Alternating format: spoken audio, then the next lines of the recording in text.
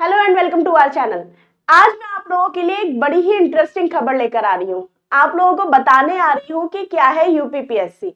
आप सभी लोग तैयारी कर रहे हैं, हो सकता है जो मैं आगे इन्फॉर्मेशन दे रही हूँ वो बहुत सारे लोगों को पता हो, लेकिन उन लोगों के लिए जो अभी अभी पीसीएस की तैयारी शुरू कर रहे हैं, जो यूपीपीएससी में जॉब लेना चाहते हैं, अधिकारी बनना चाहते हैं, उनके लिए ये जानना जरूरी हो जाता है कि वो जिस मार्ग पर चल रहे हैं, जिस मंजिल को पाना चाह रहे हैं, उस मंजिल में क्या क्या चीजें उनका इंतजार कर रही हैं। तो चलिए स्टार्ट कर लेते हैं और जानते हैं कि क्या है यूपीपीएससी। चलिए तो देखते हैं क्या है ये।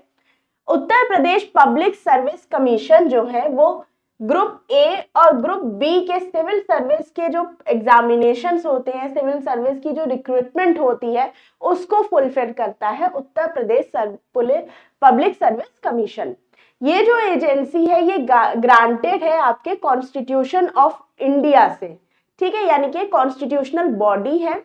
आर्टिकल 315 से लेके 323 तक जो कि भाग 14 के अंतर्गत आता है, उसमें सर्विसेज की बात की गई है जो कि सेंटर और स्टेट लेवल के लिए ऑर्गेनाइज की जाती हैं, ठीक है। तो public service commission for the union and each state की जो बात की गई है पब्लिक सर्विसेज की, वो आर्टिकल 315 से लेके 323 और भाग 14 में दे रखी है। इसकी हिस्ट्री क्या है, देखिए उत्तर प्रदेश पब्लिक सर्विस कमीशन जो है वो एग्जिस्टेंस में आया था 1 अप्रैल 1937 को, ठीक है। इसका जो मेन एम होता है वो होता है recruiting candidate to various service in the state. साथ ही साथ commission is regulated by Uttar Pradesh public service commission regulation 1976 के तहत। ओके, अगला देख लेते हैं। अब थोड़ी सी और विस्तृत में जानकारी लेते हैं। उत्तर प्रदेश पब्लिक सर्विस कमीशन का जो एडवर्टाइजेशन होता है वो यूपीपीएससी के नाम से होता है। फॉर्मेशन इसका हुआ था 1 अप्रैल 1937 को, लगभग 87 साल का ये हो चुका है। टाइप क्या है, ये स्टेट सर्विस जो रिक्रूटमेंट होती है उनको ऑर्गेनाइज करता है, एजेंसी है, देख लेते हैं। तो ग्रुप ए और ग्रुप बी के जितने भी पोस्ट होते हैं जो नॉन टेक्निकल होती हैं, उनके लिए ये परीक्षाएं आयोजित कराता है। लोकेशन इसकी दे रखी है प्रयागराज, जिसको मिलना हो इनके चीफ से तो जाके मिल सकते हैं। रीजन सर्विस जो सर्व्ड है वो है आपका उत्तर प्रदेश में, इसके द्वारा भर्तियां की जाती हैं। ओनर कौन है इसका, गवर्नमेंट ऑफ उत्तर प्रदेश है। पेरेंट ऑर्गेनाइजेशन की बात करते हैं तो यूनियन पब्लिक सर्विस कमीशन इसका पेरेंट ऑर्गेनाइजेशन दे रखा है। वेबसाइट की बात करेंगे तो www.uppsc.up.nic.in इसकी वेबसाइट है, ठीक है। अब फंक्शंस ऑफ यूपीपीएससी यानी कि यूपीपीएससी के द्वारा क्या क्या काम किए जाते हैं वो देख लेते हैं। तो रिक्रूटमेंट की जाती है, ये तो आपको पता है, कैंडिडेट को ये रिक्रूटमेंट करता है। उसकी किस बेसिस पे करता है, on the basis of interview only.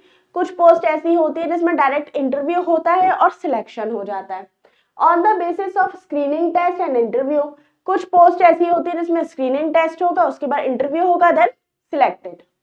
कुछ पोस्ट होती है जिसमें एग्जामिनेशन होता है, खाली केवल परीक्षा होगी, ना स्क्रीनिंग होगी ना इंटरव्यू होगा, कुछ नहीं होगा। कुछ पोस्ट ऐसी होती है जिसमें एग्जामिनेशन और इंटरव्यू दोनों होते हैं, ठीक है। और कुछ ऐसी पोस्ट होती हैं जिसमें पहले प्री एग्जाम लिया जाता है, फिर मेंस का एग्जाम यानी कि मेन एग्जामिनेशन लिया जाता है और उसके बाद लिया जाता है आपका इंटरव्यू। इसके अलावा ये प्रमोशंस का काम करता है, डिसिप्लिन एक्शन का काम करता है, सर्विस रूल बनाने का काम करता है, साथ ही साथ उत्तर प्रदेश सरकार को एडवाइस देने का काम भी इसके द्वारा किया जाता है। अब कुछ एग्जामिनेशंस हैं जो कि यूपीपीएससी आयोग के द्वारा यानी कि उत्तर प्रदेश पब्लिक सर्विस कमीशन के द्वारा कंडक्ट किए जाते हैं। कौन कौन से हैं वो देख लेते हैं। तो combined competitive examination civil services, अधिकतर लोग इसी की तैयारी करते हैं। सपना जो आप लोग देखते हो एसडीएम बनने का, नायब तहसीलदार बनने का, तो वो सब आपके सिविल सर्विस के एग्जामिनेशन से ही फुलफिल होता है। इसके बाद आता है आपका फॉरेस्ट कंजर्वेटर का, एसीएफ का, फॉरेस्ट रेंज ऑफिसर एफआरओ का, ठीक है, जो कि नेचुरल रिसोर्सेस होते हैं। इसके अलावा आरओ और ARO examination only for the commission and civil services, यानी कि आरओ और एआरओ का एग्जामिनेशन जो कि यूपीपीएससी लेता है वो केवल कमीशन के लिए लेता है, यानी कि सिर्फ अपने कमीशन, अपने लोक सेवा आयोग के लिए आरओ एआरओ की भर्ती कराता है। ठीक है, इसके अलावा APS examination only for the commission and secretariat of UP and revenue, यानी कि सिविल सर्विस की भी यही एक परीक्षा है। एपीएस जिसके अभी एडमिट कार्ड आ चुके हैं, रात अभी कुछ देर पहले ही आए हैं, तो आप उसको डाउनलोड कर सकते हैं वेबसाइट से जाके। Assistant register examination civil services, combined state engineering examination, UP judicial service यानी कि junior division examination, PCSJ law. PCSJ का आपने कई बार नाम सुना होगा, तो वो भी यूपीपीएससी के द्वारा ही किया जाता है। Assistant prosecuting officer examination law, UP पालिका centralised health service food and sanitary inspector examination जो कि मेडिकल है। Combined state subordinate examination civil services, combined junior engineering examination engineering, dental surgeon examination screening exam and interview. साथ ही साथ Uttar Pradesh state agriculture service examination जो कि agriculture science के से संबंधित है, वो भी इसी के द्वारा कंडक्ट किया जाता है। अब देख लेते हैं कुछ जनरल पोस्ट हैं जो कि यूपीपीएससी के द्वारा निकाली जाती हैं। ये जनरल पोस्ट वो पोस्ट हैं जिसमें सभी लोग एलिजिबल होते हैं, जिसका मेन क्राइटेरिया होता है, एलिजिबिलिटी होती है कि आपको ग्रेजुएशन में पास होना चाहिए, मिनिमम आपकी जो ग्रेजुएशन आपको होनी चाहिए। तो वो ये सारी पोस्ट है। कौन कौन सी है वो देख लेते हैं। डिप्टी कलेक्टर की पोस्ट है, डिप्टी सबऑर्डिनेट ऑफ पुलिस की पोस्ट है, बीडीओ यानी कि block development officer, assistant regional transport officer, assistant commissioner, district commandant, treasure officer या अकाउंट ऑफिसर, केन इंस्पेक्टर, साथ ही साथ आपका superintendent of jail, manager marketing, executive officer, assistant director industries, assistant commissioner, statistical officer, assistant accounting officer, commercial tax officer, district minority welfare officer. इसके अलावा food marketing executive officer, deputy secretary, district backward welfare, naib tehsildar, district saving officer, district panchayat raj officer.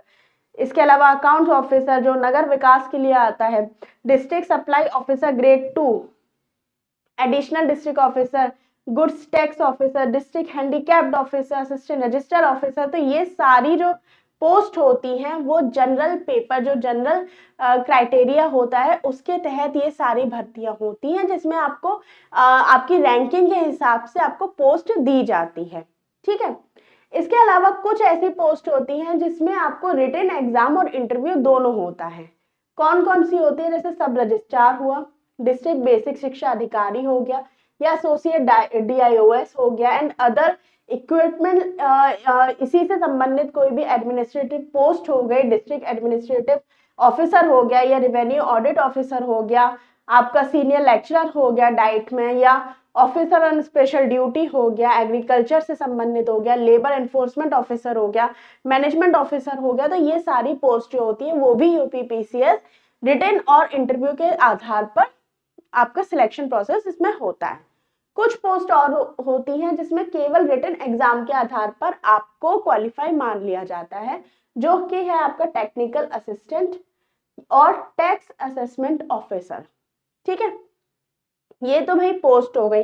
अब आप लोग कहेंगे कि जब हम form भरते हैं तो देखते हैं कि 800-900 पोस्ट है और इसमें तो इतनी सारी पोस्ट दिख रही हैं। देखिए, जिस तरीके से सीट्स खाली होती हैं, जैसे कि आप देखते हैं कि हर बार नायब तहसीलदार की पोस्ट नहीं आती है। पिछली बार आई थी, हो सकता है अब इस बार आए या ना आए, हो सकता है पिछली बार जो नहीं आई थी वो इसमें ऐड हो जाए। तो ये पोस्ट घटती बढ़ती रहती है, तो उसी हिसाब से आपको जिस जिस तरीके की रिक्वायरमेंट होती है आयोग उसी तरीके के विज्ञापन को जारी करता है। अब आगे देख लेते हैं इसका एज लिमिट क्या है। तो यूपीपीएससी की जो एज लिमिट है वो मिनिमम है 21 साल और मैक्सिमम है 40 साल। रिलैक्सेशन की बात करते हैं तो रिलैक्सेशन का जो आधार है, अगर आप एससी, एसटी और ओबीसी कैटेगरी में आते हैं तो 5-5 साल का आपको एज रिलैक्सेशन मिल जाता है। यानी कि आपकी जो एज होती है वो मैक्सिमम हो जाती है इन तीनों कैटेगरी के लिए 45 ईयर्स की। इसके बाद अगर आप बात करते हैं, जो आप अगर स्किल प्लेयर हैं, यानी जैसे कि यूपी में क्लासिफाइड है आपके गेम्स के लिए, तो 5 साल का आपको एज रिलैक्सेशन मिल जाएगा। स्टेट गवर्नमेंट के एम्प्लॉय हैं, जैसे कि आपने या तो टीचर हैं या स्टाफ ऑफ बेसिक शिक्षा परिषद के हैं, गवर्नमेंट एडेड माध्यमिक विद्यालय से में आपने जॉब की हुई है, तो भी आपको 5 साल का एज रिलैक्सेशन मिलता है।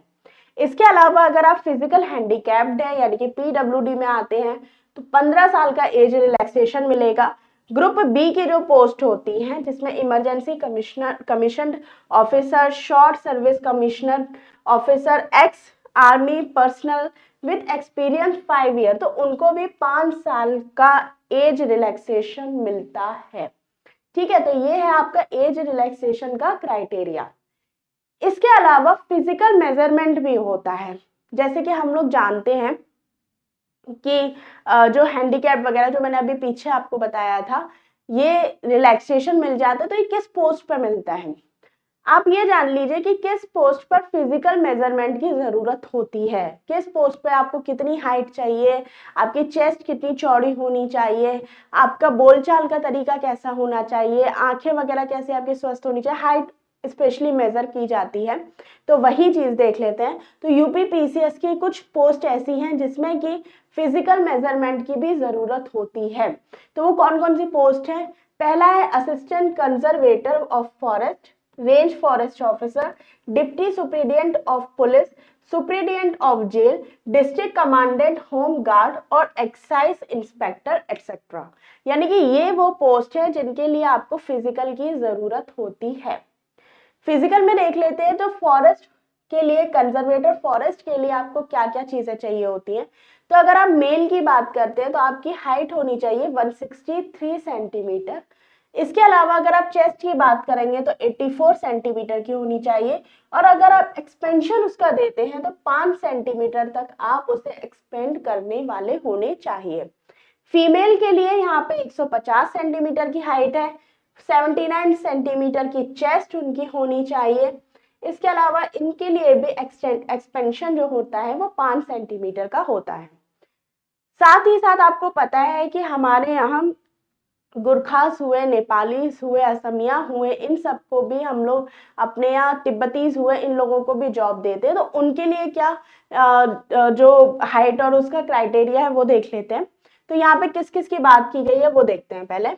तो जो ट्राइबल एरिया है, गोरखास है, नेपाली है, असमिया है, मेघालयन है, ट्राइबल है, लद्दाखीज है, सिक्किमीज है, भूटान के, ठीक है, गढ़वालीज हुए, कुमायूंस हुए, नागा हुए, अरुणाचल प्रदेश के कैंडिडेट्स जो हैं उनके लिए अगर मेल है तो 152.5 सेंटीमीटर का रेशो रखा गया है हाइट के लिए, और फीमेल के लिए रखा गया है 145 सेंटीमीटर।